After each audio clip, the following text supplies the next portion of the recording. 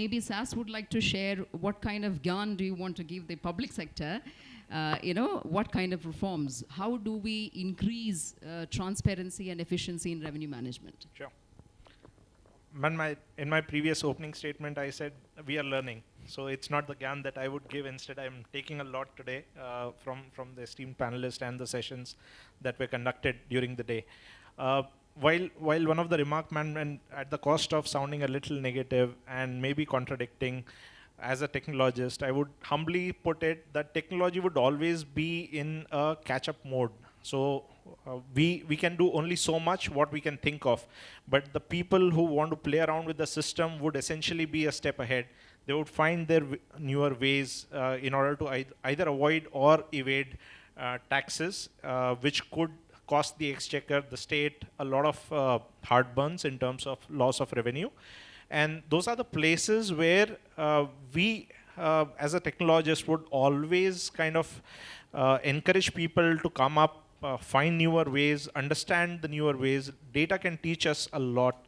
We started this discussion talking about data, and even the closing remarks should ideally be touching around that space, that we should look at various possibilities that are there, which the data itself can throw at us.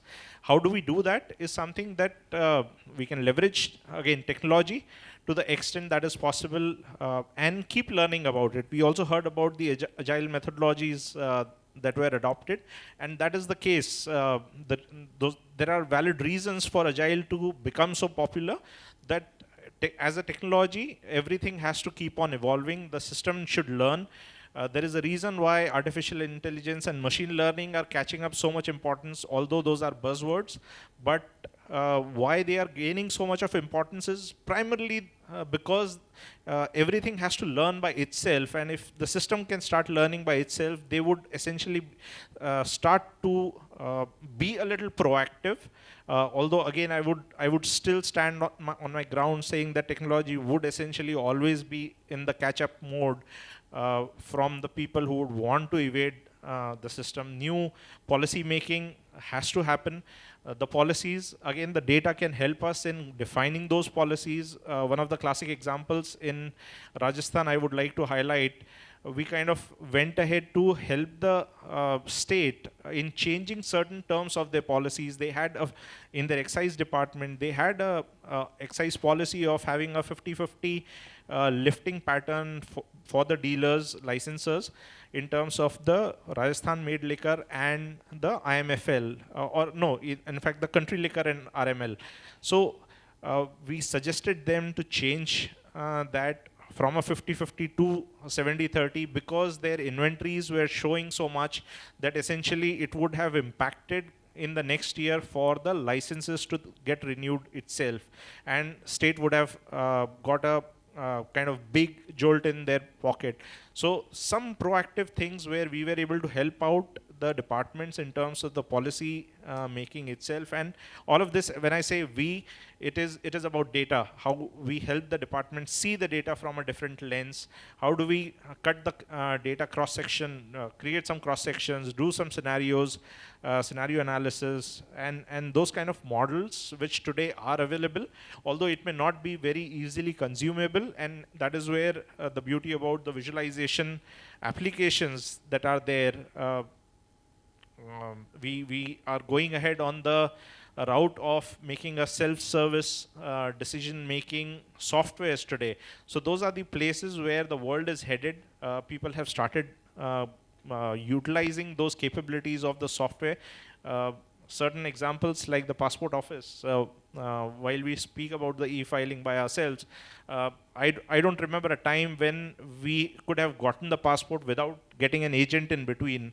Now today, large portion of or section of citizens are doing it by themselves, putting the application online, scheduling the appointment for themselves, and it has become pretty much easy. I'm sure this Project Insight and self-filing would also lead the way.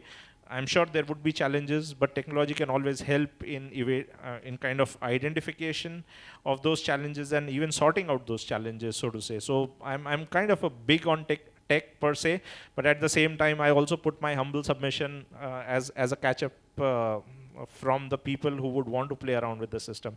While the topic is revenue generation today, I'm sure there are enough and more that we can do to optimize the revenue for various departments. We have spoken about excise, we've spoken about even mines for that matter. We are working with the government of Odisha in the mining department.